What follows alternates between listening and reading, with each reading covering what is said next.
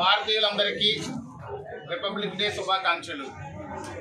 ఈ republic day సందర్భంగా Janasena party అధ్యక్షులు పవన్ కళ్యాణ్ గారు ఒక RRR అనే ఒక క్యాప్షన్ రిలీజ్ చేసి వైసీపీ ప్రభుత్వంలో ప్రకంపనలు సృష్టించినటువంటి రోజు ఆ రోజు ఈ రిపబ్లిక్ డేని బ్రిటిష్ వారి నుంచి పూర్తి స్థాయిలో స్వతంత్రం వచ్చిన రోజుగా దీన్ని పరిగణిస్తారు। అదేవిధంగా ఈరోజు వైసీపీ విముక్త ఆంధ్రప్రదేశ్గా పవన్ కళ్యాణ్ గారు ఈ నిర్ణయం తీసుకోవడం జరిగింది। RRR అంటే ఈరోజు రిపబ్లిక్ డే రాజానగరానికి జనసేన పార్టీ టికెట్ కేటాయించడం, అదేవిధంగా రాజోలికి జనసేన పార్టీ టికెట్ కేటాయించడం అనేది RRRగా వర్ణిస్తూ ఆ రోజు ఈయన పవన్ కళ్యాణ్ గారు త్రివర్ణ పతాకాన్ని ఎగరేసినటువంటి రోజు చాలా అద్భుతమైన రోజుగా మేమందరం భావిస్తున్నాము।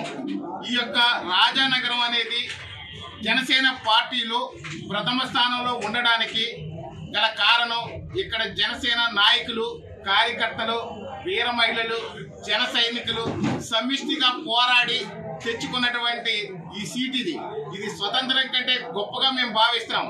కానీ స్వతంత్రానికి మించింది మరొకటి లేదు।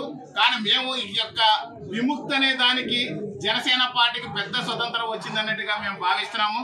ఎందుకంటే మా యొక్క జనశ్రేణులు శ్రమిష్టి కృషితో మేము చేసిన కష్టాన్ని అంతటినీ కూడా మా అధ్యక్షులు పవన్ కళ్యాణ్ గారు గుర్తించడం కూడా చాలా గొప్ప విషయంగా మేము భావిస్తున్నాము। ఎందుకంటే చాలా మంది చాలా రకాల అపోహలు ఉన్నారు। జనసేనకి రాజనగరం టికెట్ రాదు, రానివ్వం, వీళ్ళంతటి వాళ్ళు నలిపేస్తాము, లేకపోతే ఇళ్లలో నుంచి బయటికి రానేమో, కార్లే తీనేమో ఇలా చెప్పారు। టికెట్ ఇంకెక్కడ వస్తుంది అనే పరిస్థితుల్లో పవన్ కళ్యాణ్ గారు అన్నింటికి చెక్ పెడుతూ ఈ రోజు మాకు మరో స్వతంత్రాన్ని ఇస్తూ జనసేన పార్టీకి టికెట్ కేటాయించడం అనేది చాలా మీ అందరం కూడా రాజానగర నియోజకవర్గ ప్రజలందరూ కూడా అదృష్టవంతులుగా మీ అందరికీ తెలియజేస్తున్నాం।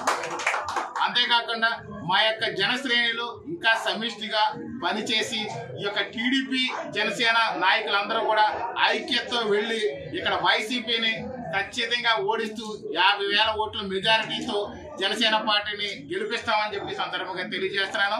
మా యొక్క జనసేన పార్టీ అందరూ కూడా ఒకటే నా విన్నపం, టీడీపీ నాయకులతో సైక్యతతో గౌరవపూర్వకంగా, మర్యాదపూర్వకంగా, స్నేహపూర్వకంగా, బంధుపూర్వకంగా వెళ్ళి మనందరూ సమిష్టిగా ఐక్యతతో పోరాడదాము।